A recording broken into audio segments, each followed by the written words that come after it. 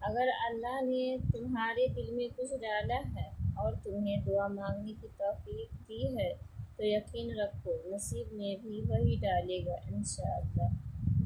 کسی کا دل توڑنے سے پہلے یہ بات ضرور سوچے کہ بندے کی معافی بندہ ہی دیتا ہے، اللہ نہیں۔ کسی کا دل اتنا مت دکھاؤ کہ وہ اللہ کے سامنے تمہارا نام لے کر رو پڑے، کیونکہ ٹوٹے ہوئے دل سے نکلی آہ عرش تک جاتی ہے۔ کسی کے خلوص اور پیار کو اس کی بے وقوفی مت سمجھو، ورنہ کسی دن تم خلوص اور پیار تلاش کرو گے اور لوگ تمہیں بے وقوف سمجھیں گے۔ مظلوم اور نمازی کی آہ سے ڈرو، کیونکہ آہ کسی کی بھی ہو عرش کو چیر کر اللہ کے پاس جاتی ہے۔ کفر کے بعد سب سے بڑا گناہ دل دکھانا ہے، پھر چاہے وہ دل مومن کا ہو یا کافر کا۔ ایک بیٹی اور ایک درخت دونوں کا گھر میں ہونا ضروری ہے، کیونکہ درخت ہمیشہ دھوپ میں سایہ دیتا ہے اور بیٹی ہمیشہ درد میں ساتھ دیتی ہے۔ حضرت علی رضی اللہ تعالیٰ عنہ نے فرمایا کہ جب کوئی عورت تمہارے سامنے رو پڑے تو تمہاری مردانگی کا تقاضا یہ ہے کہ تم اس بات کو وہیں پر ختم کر دو۔ اگر رشتہ ضروری ہے تو بات بھول جاؤ، اور اگر بات ضروری ہے تو رشتہ بھول جاؤ۔ جتنا زیادہ اللہ کا شکر ادا کرو گے اللہ تمہیں اتنا زیادہ عطا کرے گا۔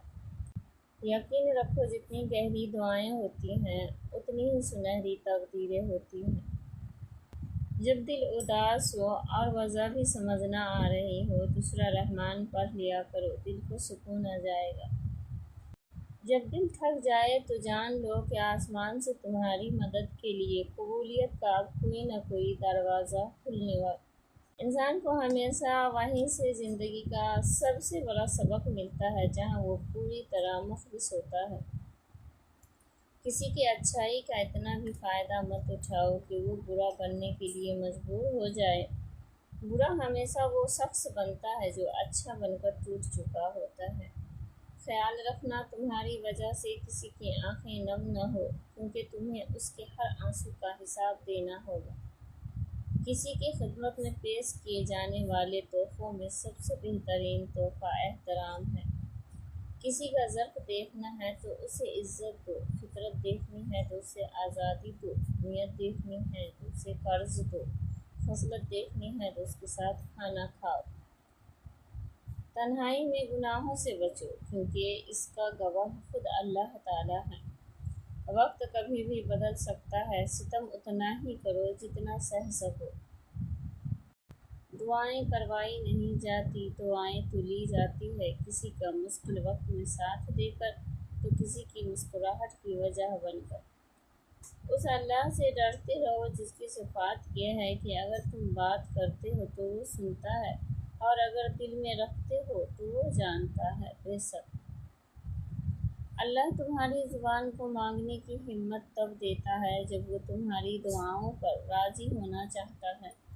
سورۃ رحمان پڑھا کرو، یہ ٹوٹے دلوں کو جوڑ دیتی ہے۔